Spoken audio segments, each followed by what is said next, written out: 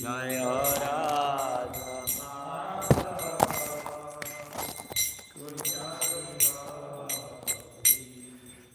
Gopi Janabala Girivardhari Gopi Janabala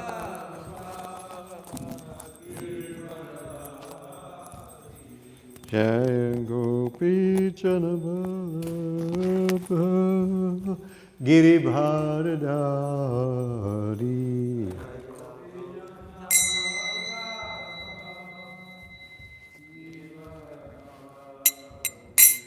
Yasoda Nandana Brajajana Ranjana Yasoda Nandana Brajajana Ranjana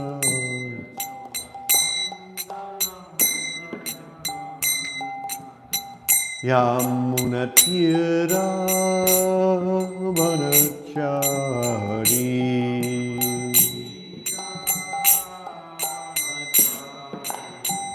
Yamunatira Vanachari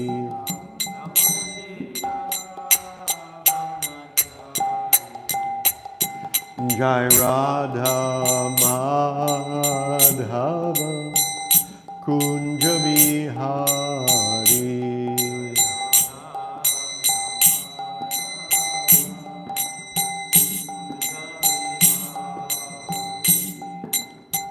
Hare Krishna Hare Krishna Krishna Krishna Hare Hare Hare Ramo Hare Ramo Rama Rama Hare Hare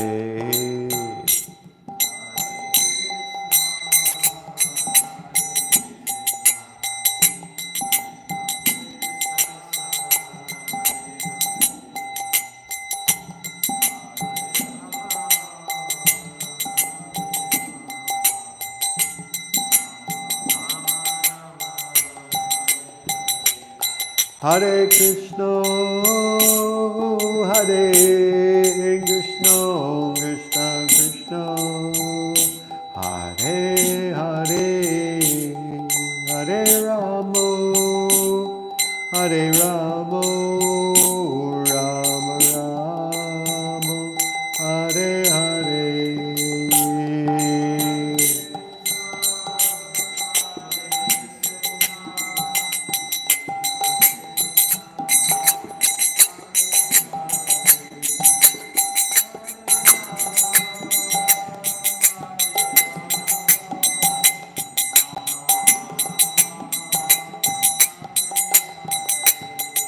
Jaya Prabhupada, Prabhupada, Prabhupada, Jaya Prabhupada.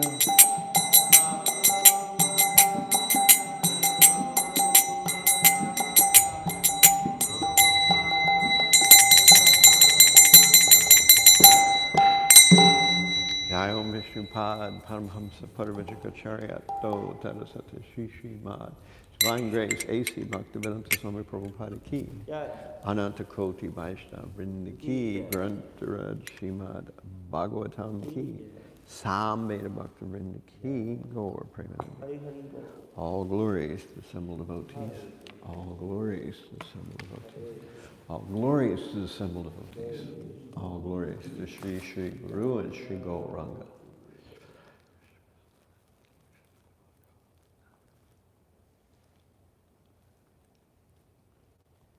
Om Namo Bhagavate Vasudevaya. Om Namo Bhagavate Vasudevaya. Om Namo Bhagavate Vasudevaya. Om Namo Bhagavate Vasudevaya. Om Namo Bhagavate Vasudevaya.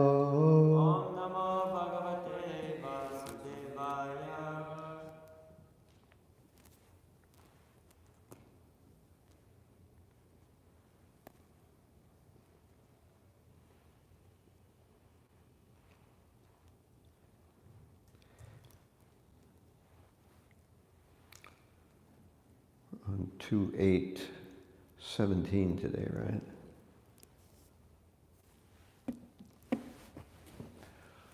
Om Ajnanatimidandasya Gananjana Shalakaya Chakshur Anmilitam Yena Tasmai Shri Gurave Namaha Shri Chaitanya Manobishtam Stapitam Yena Bhutale Swayam Rupa Kadamaham Dadati Swapadantikam Vandeham Shri Guru Shri Yuta Padakamalam Shri Gurun Vaishnavamscha Shri Rupam Sagrajatam Sahagana Raghunatan Bitam Tam Sajivam Sadvaitam Savadhunam Parijana Sahitam Krishna Chaitanya Devam Shri Radha Krishna Padam Sahagana Lalita Shri Vishakanvitamscha Hey Krishna Karuna Sindho Dina Bandho Jagatpate Gopesha Gopika Kanta Radha Kanta Namostute Dapta Kanchana Gaurangi Radhe Vrindavaneshwari Vrishabhanu Sute Devi Pranamami Hari Priye Vanchakalpa Tarubhyascha Kripa Sindhubhya Evacha Patitanam Pavanebhyo Vaishnavebhyo Namo Namaha Shri Krishna Chaitanya Prabhu Nityananda Shri Advaita Gadadhara Shri Vasadi Gaur Bhakta Vrinda Hare Krishna, Krishna Krishna, Hare Hare, Hare Rama, Rama Rama, Hare Hare, Hare Krishna, Krishna Krishna, Hare Hare, Hare Rama, Rama Rama, Hare Hare.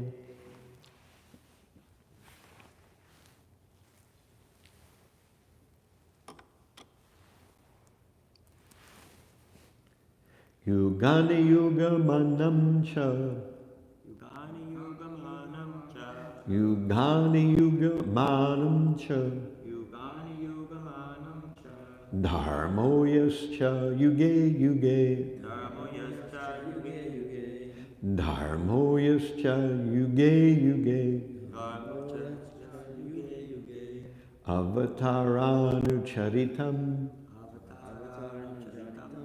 Avataranu Charitam Yad Ascharyaatmanam Harehe Yad Ascharyaatmanam Harehe Yugani Yugamanam cha Yugani Yugamanam cha Dharmo yascha Yuge Yuge Dharmo yascha Yuge Yuge Avataranu Charitam Avataranu Charitam Yad Ascharyaatmanam Harehe Yadaschayatamam Hare Yugani Yugamanam cha Yugani Yugamanam cha Dharmo yascha Yuge Yuge Dharmo yascha Yuge Yuge Avataranu Charitam Avataranu Charitam Yadaschayatamam Hare Yad Ascharyaatmanam Harehe Yugani Yugamanam cha Yugani Yugamanam cha Dharmo yascha Dharmo yascha Yuge Yuge Yuge Yuge Avataranu Avataranu Charitam Charitam Yadaschayatamam Hare Yad Hare Yugani Yugamanam cha Yugani Yugamanam cha Dharmo yascha Yuge Yuge Dharmo yascha Yuge Yuge Avataranu Avataranu Charitam Charitam Yad Ascharyatamam Hare Yad Ascharyatamam Harehe Yugani Yuga Manam Cha Dharmo Yascha Yuge Yuge Avataranucharitam Yat Ascharyaatmanam Hare. Please explain all the different ages in the duration of creation and also the duration of such ages. Also tell me about the different activities of the different incarnations of the Lord in different ages. So I say, and you please repeat. Please explain all the different ages. Please explain all the different ages In the duration of the creation. And also the duration of such ages. Also tell me about the different activities of the different incarnations of the Lord in different ages. So here's the purport. Lord Krishna is the original personality of Godhead, and all the incarnations of the Supreme Lord, although non-different from him, are emanations from the Supreme.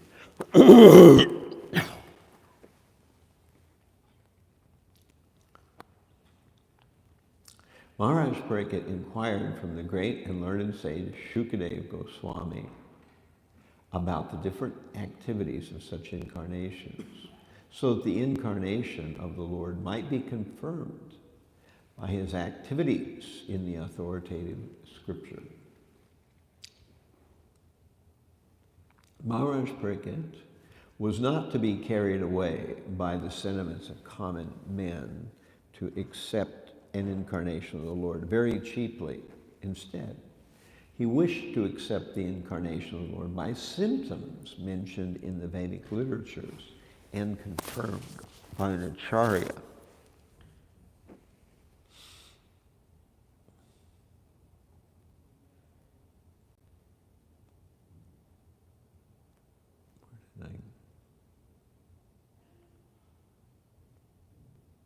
Okay, an acharya like Shukadeva Goswami. The Lord descends by his internal energy without any obligation to the laws of material nature, and thus his activities are also uncommon. The specific activities of the Lord are mentioned, and one should know that the activities of the Lord and the Lord himself are identical due to being on the absolute plane. Thus, to hear the activities of the Lord means to associate with the Lord directly. And association with the Lord directly means purification from material contamination. We have already discussed this point in the previous volume.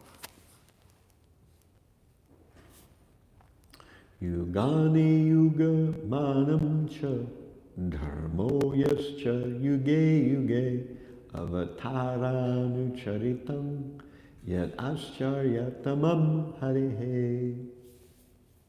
Please explain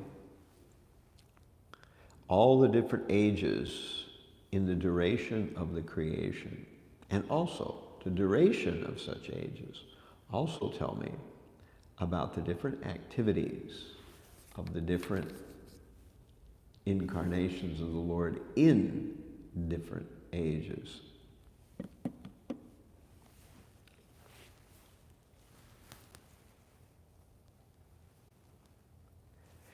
It's interesting how much this particular beginning, actually it's not the beginning, it's kind of well into the second canto now, parallels the opening of Śrīmad-Bhāgavatam in the first canto, except there we have the sages of Naimisharanya speaking to Sutta Goswami. Here we have Pariksit speaking with Shukadeva Goswami. And the opening of Śrīmad-Bhāgavatam, the first canto, its first chapter and second chapter, have a very, very similar lay to them, the way that it's laid out. There is a bunch of questions by the sages, through the mouth of Shamak Rishi. We have various different questions, and then Sutta Goswami proceeds to answer them. Similarly here, a similar thing is happening with Shukadeva Goswami answering Parikshit's questions. And these questions are the kind of questions that allow a person to become gradually spiritually elevated. There are questions that do not allow a person to become spiritually elevated. If someone asks questions in a challenging mood, or someone asks questions to an unfit teacher, if someone simply tries to understand everything based on some kind of scientific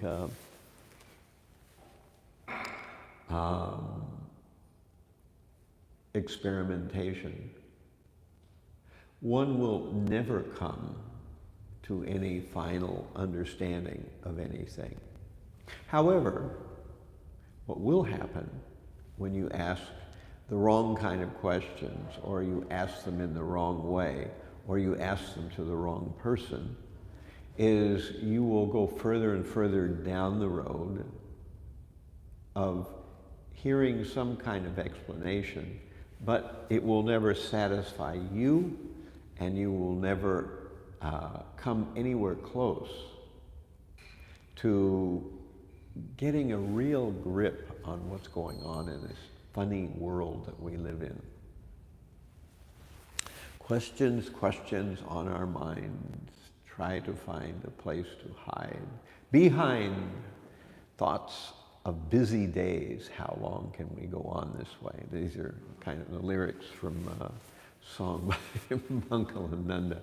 And so there's another part in Bhagavatam where it says that everybody is busy with questions and answers. The birds are busy with questions and answers. Everyone's busy with questions and answers. Because that's the nature of life. We have obstacles. There's nobody's life that isn't beset with obstacles. It's the nature of the world that we live in. We are immediately stymied and thwarted by various obstacles that are constantly in front of us. And so therefore, to overcome these obstacles, we have to ask questions. But of course, people ask the wrong questions. Should I vote Republican or Democratic? Should I become a freelancer? Will there be a cheaper price outside of the city limits? These are the kind of questions people ask. But these kind of questions, although in certain contexts they're worthy questions to investigate, they do not help us understand our overall predicament. So you can ask questions that are pressing, and there's always pressing questions, because we're always underneath the grip of some kind of obstacle. So there's always pressing questions to overcome that obstacle. But if we never ask the real questions, then we never actually make any real progress. And if we never make any real progress, then at the time of death, we will either simply take birth again in this human society, or because we have really lived a life of very selfish and sinful acts, we will be demoted to some kind of lower life as insect or animal or aquatic or something like that. And so this process of reincarnation is not understood by most people in this world. And therefore they are destined to simply continue it. If you don't know about something, then the likely outcome of not knowing about something is you will follow the defaults. And the default of this material world is that people will reincarnate. They did not learn anything about the spiritual world. They did not qualify themselves for the spiritual world. So naturally at death, what happens, they enter another term of life in the material world in some capacity or another. And again, they will ask various questions. So I was thinking about some of these questions that Maharaj Pariksit was asking, you know. He was asking a variety of different kind of questions. He asks in the very beginning, what about the body of the living entities? That's a good question. We're in a body. Are we the body?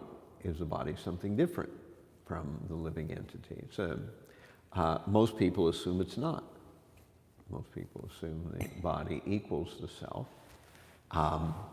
It's a logical kind of conclusion, although it's definitely false, but it's logical.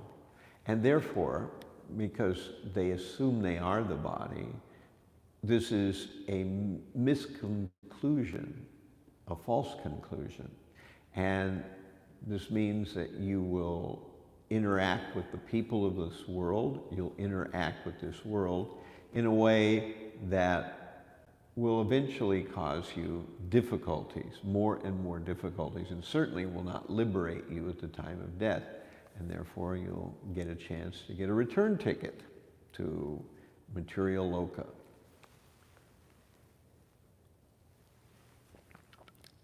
Well, this is an important question. He asks this question to begin with.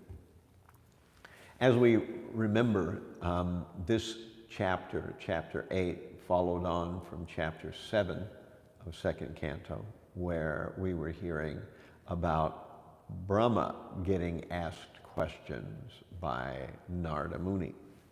And then Brahma asked Narada Muni to go on to explain the answers to those questions to others. And so in this chapter, chapter 8, now that's happening. These questions are being described. These questions are being asked by Pariksit, because the first question he asks is, well, where did Narada explain the answers? So, or where did Narada engage with others to give people these questions and answers? So that's the first stage of it. So from verses 1 through 6 in chapter 8, we have a kind of glorification of Śrīmad-Bhāgavatam, and we learn that the Bhagavatam, by hearing it, one is purified, just like the autumn rains bring water down from the skies and it washes into the valleys and eventually into various rivulets and rivers and cleanses everything. So the Bhagavatam will do this kind of effect on our consciousness. And by hearing about the Bhagavatam, one will learn about the pastimes and qualities of the Supreme Lord. And if one hears about the pastimes and qualities of the Supreme Lord, one will eventually become attracted to the Supreme Lord.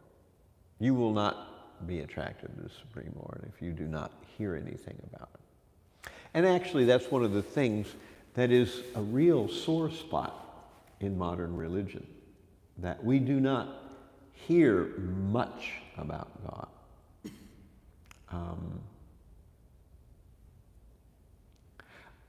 I think that most devotees, actually before they became devotees, were curious about the Supreme, but they didn't get enough information. And so what happens then is a person becomes gradually either completely preoccupied, as we said, with the wrong kinds of questions and answers, mundane questions and answers that lead to immediate solutions to immediate problems, but never investigate the deeper realities. Or a person just assumes that because there is no detailed information about God, he must be a fiction, and people become atheists. So these days, there's a lot, especially in the internet, a lot of brouhaha, a lot of, talk by various atheists, contending this and that and the other. And oftentimes, I think one of the things that really sets people off on the wrong foot is this feeling that the Supreme Lord, the way oftentimes he's described by religionists, that he must be the epitome of the most egotistical being in the universe. No, everybody has to worship me, and you have to put me first before everything else. And you cannot do anything for yourself. So this sounds, at first blush, very egotistical, because people do not understand the character of the Supreme Lord. And generally speaking, he is kind of, in Western religion, portrayed as this kind of sort of uncomfortable autocrat that demands everything and seems to be kind of whimsical and capricious about how and why he punishes people.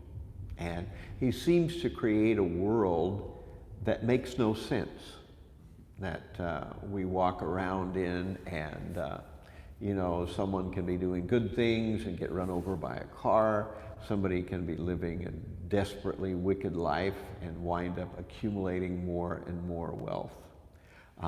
Sometimes we see that there is pain meted out for no particular reason that anyone can tell. So if we hear about a God like this, and we hear about a world like this, then naturally the tendency is that one will eventually become atheistic, or at least uninterested in God.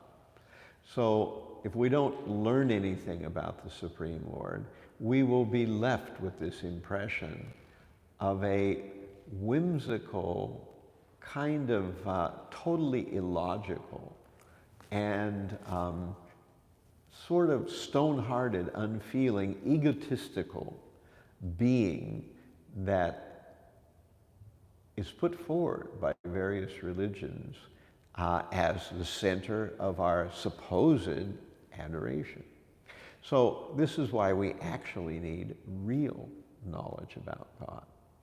And since another important aspect about coming in contact with God is if you don't know anything about someone, you don't have any feelings for them. You don't have any emotion towards them.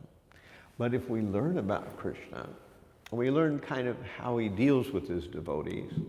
We learn about how he is doing things actually for our benefit, though we may not understand at the very beginning.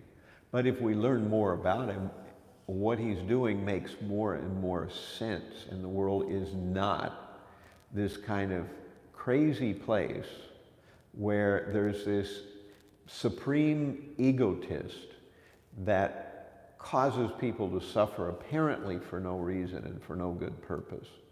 And this can only be dispelled by questions like what Prickett is asking Sukadeva Goswami. Who is this supreme being? And apparently he has a body. This material world is like his body. So if he has a body and we have a body, what makes him different than us? How do these globes get created? That's an interesting question. Of course, scientists have answers to these questions, but there's no way anybody can prove anything that the scientists say, and there's no way anybody can prove anything that, for instance, the Christians say, or anything that we say, because we only live very short periods of life, and we certainly did not see the universe becoming created, and we don't see universes somewhere else being created. So we're left with, well, you can choose whichever story that can't be proven that you want to adopt. You can choose one or two or the third. You can choose whichever one you would care for. So when we begin to learn the methodology of the Supreme, that there is a Supreme, that he has and creates the planets are then first populated by the primal creator, which is the first creator, Brahma. And Brahma sets up the initial conditions for living entities. Then eventually there are other creators, and these other creators are called demigods. There are the original group, which come from Brahma, his mind-born sons, and then eventually there are other demigods, and these other demigods fill out the organizational ranks of the universal administration. And unlike the modern scientific theories, you know, right now we have this new rover on Mars, chugging around, making tracks, and zapping rocks with lasers and things like that, and trying to see if there's some sign of life. But we learn that there's life everywhere. And we learn that not only is there life everywhere, there's life superior to life here on the Earth. The planetary systems are populated with beings. And it's interesting that in this chapter, in a previous verse to this one, they're referred to as globes. So some people are putting forward the idea that the Vedas teach a flat Earth.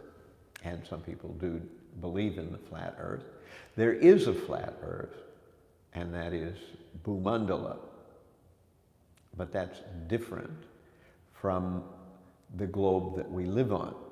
It's connected with that flat manifestation, but it's not the same thing. So for those who want to put forward the idea that Prabhupada proposed only a flat Earth, then they have to explain why in Bhagavatam exact word is used in the second canto here in the 8th chapter, that all these globes, it's in the verse. Why did Prabhupada use that word if they weren't globes, you know? So at any rate, we see that learning about why the living entity comes to the material world. Later, Parikshit will ask, how do infidels come about? Why do people either dispute or disbelieve the Supreme Being and have no interest in him? And then how do we find the lives of, what do we find out about the lives of those who are advanced devotees? What about them? Let's learn something about these vast durations of time. This is another question that Parikshit is asking. The Supreme Lord, he comes not once, not twice, but unlimited times in the material world. But he doesn't come capriciously. He has a schedule. And if one knows the Vedic schedule, one knows when the Supreme Lord will come and where he'll come. So we need to know those things. And that way we know that we're actually worshiping the Supreme Lord. And we begin to learn about the powers, the potencies, the love the Supreme Lord has for his living beings. He's not punishing us because he likes to see us suffer. The material world certainly does have unpleasant situations, there's no doubt about it. But these unpleasant situations are usually, for the most part, the reactions the living beings get for the fact that they cause others to suffer. So they're getting the kind of result that they had given to someone else. Now they're experiencing it from the receiving end and not from the giving end. So yes, those things are there, and we learn through those, and we learn that in general, the material world is kind of an unpleasant place. We are told that, you know, you see this all the time in movies, in television, in the internet, in dramas, in plays. We see this in people's talk, where people wax about this wonderful world and the life that we have, you know. And yes, there are a few, you know, nice moments in everyday life that we run across. But for the most part, life is kind of stressful, boring, repetitious. It's sometimes downright anxiety inducing. It's frustrating. And this is what makes up the biggest chunk of the daily sandwich of what we eat, you know, for emotional experience throughout the course of the day. There was one time that when I was a teenager, before I came to Krishna consciousness, I guess I was past being a teenager, I was in my early 20s, but I realized riding on a bus that the times I felt the best were kind of in between things. You know, I was riding on a bus, not quite here, and not quite arrived at my destination. Because when I was at my destination, either the situation that I was expecting was a letdown from what I was hoping, or the situation was a work situation. I wasn't going to enjoy it, but I needed to do it because I needed to make money. Or sometimes I was going to do something which I was actually quite disturbed about for one reason or another. So this was the way life appeared to me at that time.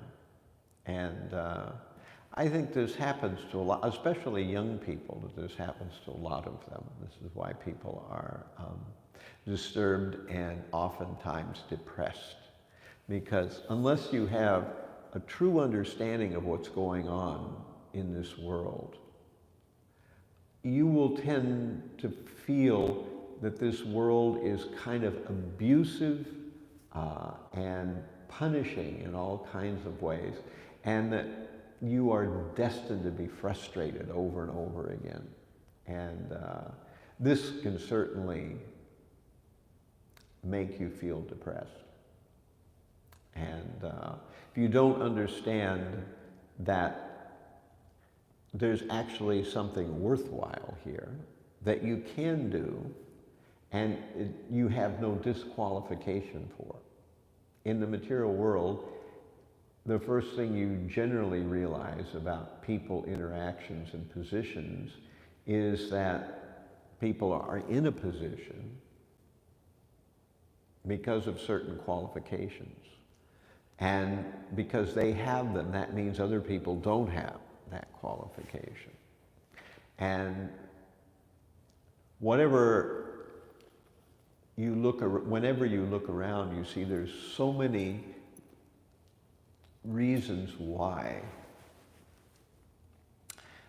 you fail in various qualifications. Why you aren't qualified for X, you aren't qualified for Y, you aren't qualified for Z.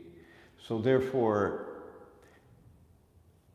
your options are limited, and this makes generally people feel depressed. But devotional service has no pre-qualifications. Anyone can do it. All it requires is that one simply try to do it.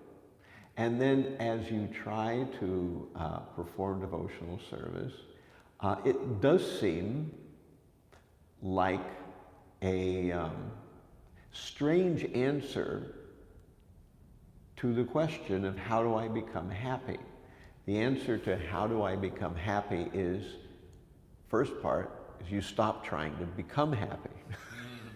Which most people would find a strange answer to the question, how do we become happy? Well, you stop trying to be happy. Of course, that's the Zen Buddhist answer too. But we take it a step further. You stop trying to be happy. Instead, you start trying to please the Supreme Lord. And we think, well, wait a minute, that's that, egotist that makes all these crazy rules and situations that we have to live through. I'm supposed to try to do something for him, and that's going to make me happy. That ain't going to work. But actually, it's the only thing that will work. And if you try it, the strange thing is, it actually does work. As counterintuitive as it seems. What seems intuitive is that, no, I'm going to continue doing what I've always been doing, which is to work hard at figuring out what makes me happy and how to amplify it, how to get more of it. That's what will actually make me happy. I'll just figure out how to enjoy the things I like and what makes me able to have more of those things. That's what will make me happy. Then what we can say to you is, well, how's that been working out? It really, you can keep doing it, and you can do it certainly in your teens, you can do it in your 20s, you can continue doing it in your 30s and 40s. Then when you get into your 50s and 60s, well, seems like things are just about there, and somehow in your 70s and 80s, by that point, it never did really gel. It never really did work. But instead, Bhagavatam and devotional service tells us this strange answer to how do we become happy. We become happy by trying to please the Supreme Lord. And no, he's not some kind of crazy autocrat egotist. He's actually a very loving being. But we are so divorced from him and we have so little information about him that we have to work at getting rid of this strange idea that all he wants us to do is some kind of robotic, pointless activity that makes his ego feel good. But that's not what the Supreme Lord is about at all. And if you try to engage in service to him, you discover that actually you do become happy. You start to feel purpose. The miseries of life seem incidental rather than overwhelming. They seem incidental and not overwhelming the way they generally do. But the only way to get a good grip on who this Supreme Being is to learn something about him. Questions. These questions that Parikshit is asking is the kind of questions that helps us to understand how this world works, who the Supreme is, what he's really like, why we're suffering in this world, and how to stop suffering. And so, Parikshit will ask, well, what about karma? How do the living entities wind up in various positions, in various bodies, on various planets? How do they wind up like that? What will happen next? Who is this super soul in the heart?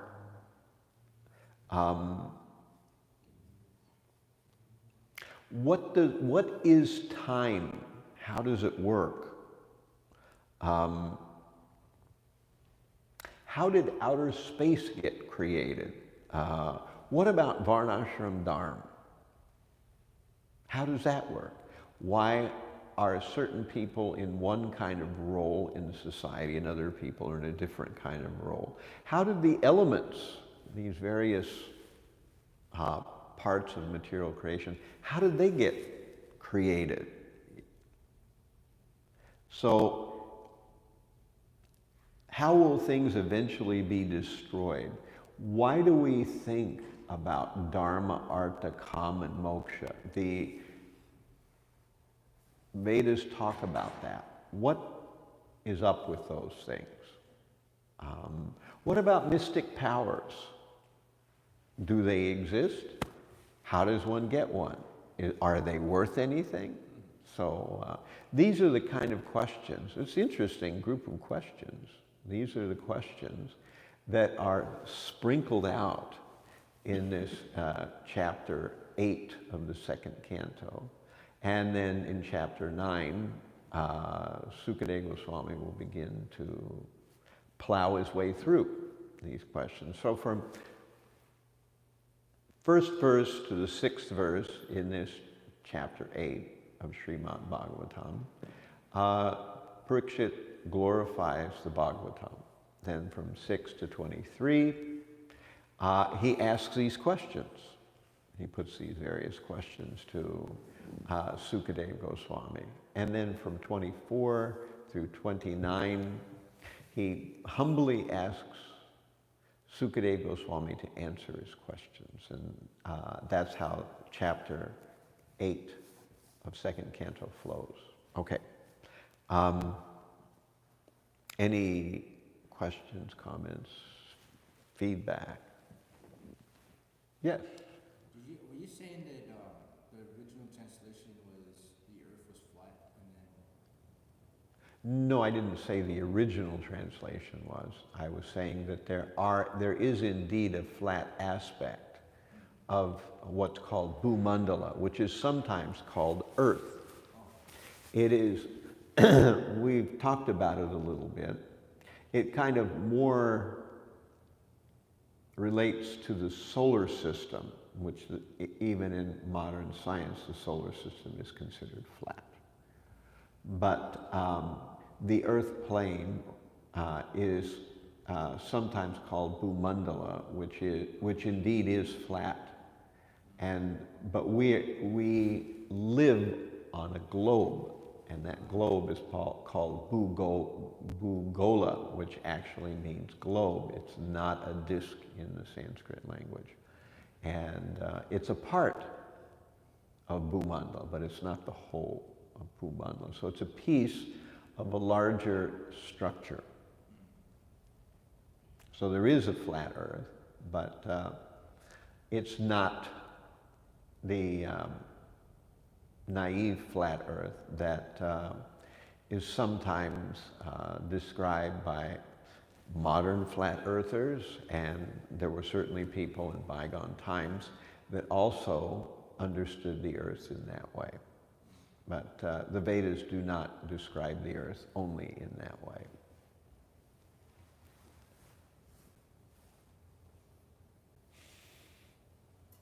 Yeah, that would make sense, because a lot of books I read in the past, they always say the earth is flat. And a lot of theologians were actually executed for saying that the earth is flat. Well, right. There's like a huge story behind that. There's been misconceptions always, you know. Scientifically, everybody believed it was flat. Even in the Bible, it says the earth was flat. Well, I don't know if it says it in the Bible, but the concept is that there is indeed a globe, and we live on the globe, and that is in some way connected to a larger structure called the flat earth. But that larger structure is not just the ground that we walk on. You were going to ask a question? Yes. Thank you for your class, Maharaj. So my question is regarding like the solar system. So we understand that the planets below us are gross, right? And then the planets above us are supposed to be subtle. No, not exactly. It doesn't quite work like that. No. There are various dimensions, and the Bhumandala is a ring, or actually 7 islands that are concentric rings, each separated by concentric bodies of liquid. Not just water, but there's, sugarcane juice, sweet water, there is salt water, there is liquor, there is a number of different things that separate the 7 islands of Bhumandala. In the center is a thing called Jambudvīpa. That's the very target of the bullseye, the center radius. And on Jambudvīpa there is Mount Sumeru. And Mount Sumeru is in the center of Jambudvīpa. Jambudvīpa is itself divided. That center target is divided into 9 sections, but they're not circles. They're squared off. And there's 3 sort of horizontal sections on the top, 3 horizontal sections on the bottom, and in the section in the middle, there are 3 vertical divisions with Sumeru in the center. So we're in the bottom one, the southernmost section, which is called Bharatvarsha. So there are 9 divisions of the center of Jambudvīpa. Now, this Bharatvarsha, this 1/9 of the center of the bullseye of Bhumandala, is itself divided further into 9 more subdivisions. And one of those subdivisions is called Bharatkhanda. And Bharatkhanda, in that section, is where Bhugola, the Earth planet that we know of, actually is. So that's where it is. Now, zooming back out to Bhumandala, The subterranean heavenly planets, you know, Atala, Sitala, Atala, Sutala, Talatala, Rasatala, Mahatala, etc., all of those are below Bhumandala. So at least that's the way that it was described by a devotee who has researched it. And he describes that that's there. Now, above the plane of Bhumandala are the various other planets. They're above the plane of Bhumandala. And at the same time, somehow, they're visible to us. Now, what's below doesn't appear to be visible to us. These are, both structures are indeed gross, but some are not visible to us, where others are visible to us. So we can see, you know, Mars, Mercury, Venus, these planets. And I believe that most of them are heavenly planets. We can see them. Whether we can see the inhabitants of them, like for instance, if you go to the Mojave Desert in the United States, you won't see many beings out there, you know, some cactuses and some bugs and things like that. But actually, there's a lot of ghosts out there too. So, you know, the American Indian lore is all about that, you know. So similarly, if we landed as, you know, I don't know whether there really is a rover on Mars. Maybe there is, maybe there isn't. But if it looks like Arizona, then maybe we can't see the beings in there. Similarly, we could say that about the moon. So there could be a civilization there. We do know, for instance, surprising would be to Western thinkers, there is a civilization on the sun. Now, most people would never understand or have trouble assimilating that. But as Prabhupada says, and the Vedas describe, that people living in such conditions have bodies that are very different than the bodies we have. And also, they may similarly be living in some way where we can't see them, or they're living in some different aspect. This is something that sometimes is described. That just like we would give an address here in New York City, like 305 Schermerhorn, if you were given this address and you were supposed to meet me, you could come here and you could go to 305 Schermerhorn, you could walk around the temple and you wouldn't see me because I'm up on the 4th floor. So therefore, you would have to go not only to 305 Schermerhorn, but you would have to go to floor 4. So if you just go to 305 Schermerhorn, you wouldn't see me. So at any rate, in a similar way,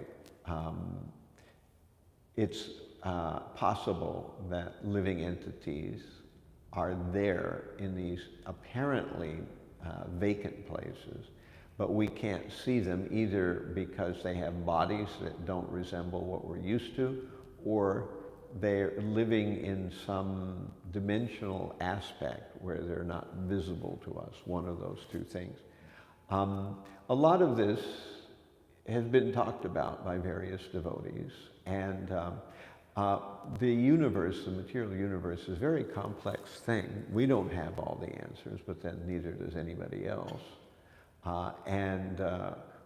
We are trying as best as we can to put what we do know, what actually is described in the Vedic literatures, particularly Bhagavatam, putting it in such a way that it makes sense and it appears to not go against the grain of what's actually being said in the scriptures verbatim, you know. So,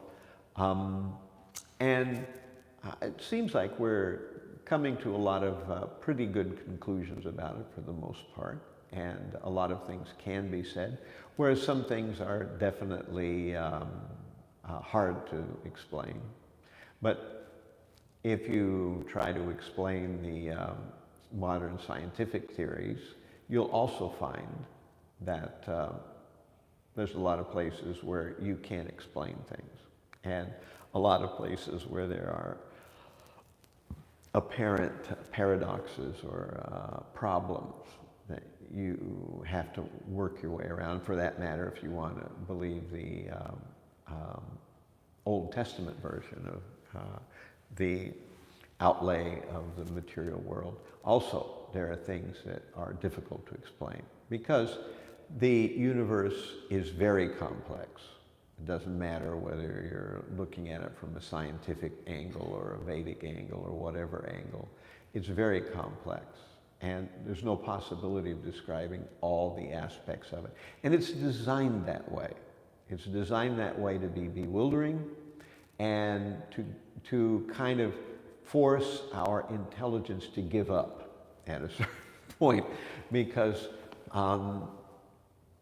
if you want to believe there's no God, there's certainly enough information and enough evidence that you can believe that. If you want to believe there is a God, there's certainly enough evidence that you can believe that as well. And Krishna makes it that way. So if you're not forced to believe one thing or another. However, if you do look at the preponderance of what the evidence says, then the idea that there is a God and that there is a sensible organization to this whole material world is there. There's certainly more evidence for that than there is for the other thing. However, because the material universe is so vast, so intricate, and so slow in the way that it develops, there are questions that are completely not obvious, and certainly are not open to our immediate investigation by our senses or by our electronic instruments, either one. So this is the way the world is, the way the world is designed by the Supreme Lord. And if we understand things through the lens of the Vedas, we get far more answers than we do by understanding it through the scientific lens. We get far more answers, and we get far more answers than we usually get through any other view of creation through any other religious system. That's why the Vedic explanation is so comprehensive. It gives so many details. It still doesn't give all the details. It's impossible. And the Supreme Lord makes it so mind-boggling. So at a certain point, we all have to accept something with some degree of faith. If you're going to accept the scientific conclusion, you also have to accept that with the degree of faith, because you can't explain everything there either, nor does everything line up. So anyway, give me that. Goes down that road of answering that a little bit. So any other final questions or comments? All right, so I appreciate your staying with me, trying to follow through. And all glories to Śrīmad-Bhāgavatam, all glories to the Vaishnava devotees. Hare Krishna.